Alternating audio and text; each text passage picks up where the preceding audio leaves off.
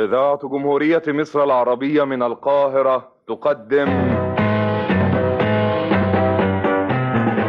كلمتين وبس.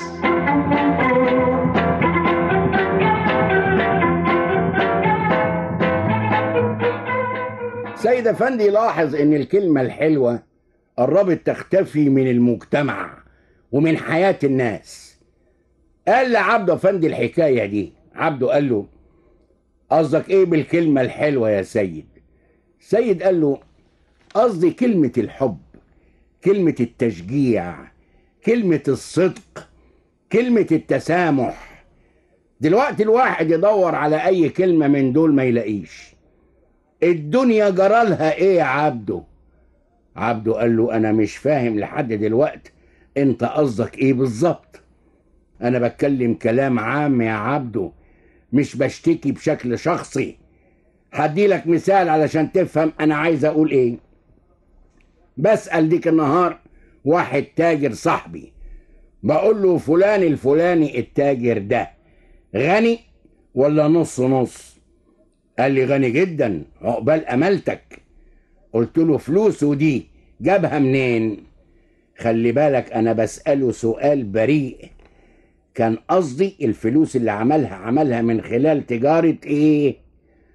الراجل اللي بسأله قال لي: ايه تفتكر؟ عبده قال له: قطعا بومبا. سيد قال له: بالظبط، هو ده اللي حصل. قال لي: بيقولوا انه بيشتغل في المخدرات في الاول لحد ما عمل فلوس جامدة، وبعد كده اشتغل بالتجارة، علما باني عارف ان البومبا اللي اداها له مش صحيح.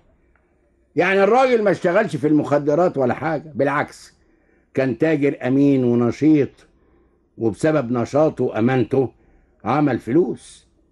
كان زمان يا عبده لما حد يسأل تاجر عن تاجر تاني كان يمدح فيه، دلوقتي يديله بومبا. ليه؟ ما تفهمش. ايه سر ان الناس نسيت كلمة الصدق؟ مش بس كده، دلوقتي مين اللي بيقول الكلمة الحلوة؟ نادر اللي بيقولها، نادر انك تسمعها. تسأل واحد عن واحد يقول لك ده بيغش، او ده حرامي، او ده نصاب. المفروض ان الكلمة الحلوة لها تأثير اكبر من تأثير اي قوة. عارف الكلمة الحلوة زي ايه؟ زي نقطة المية. لو رحنا لصخرة ضخمة وضربناها بالمدافع الرشاشة، الطلقة هتخدش الصخرة لكن مش هتقدر تخرمها. لو نزلنا نقطة مية على الصخرة دي بشكل متصل لمدة كام يوم أو كام شهر، عارف إيه اللي يحصل؟ الصخرة هتتخرم. يبقى المية أقوى ولا الرصاصة؟ المية أقوى، والكلمة الحلوة أقوى. كلمة التشجيع مطلوبة في المدرسة وفي البيت وفي النادي وفي الشغل وفي اللعب. من غير تشجيع الناس تقف مكانها، ما تتقدمش.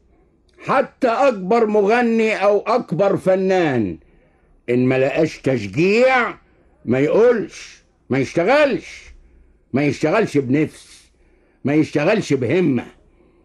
الكلمة الحلوة ممكن تمسح متاعب الإنسان وتخليه يستمر في حياته بشكل أرقى وأجمل. شيء سهل إن الواحد يشخط وينطر وينتقد، لكن الأصعب والأجمل إنك تقول كلمة حلوة تشجع الناس على التقدم وتديهم ثقة في نفسهم. مش كده ولا إيه؟ وغدا نلتقي مع فؤاد المهندس، أحمد بهجت، ويوسف حجازي. المخرج المنفذ علي عبد العال.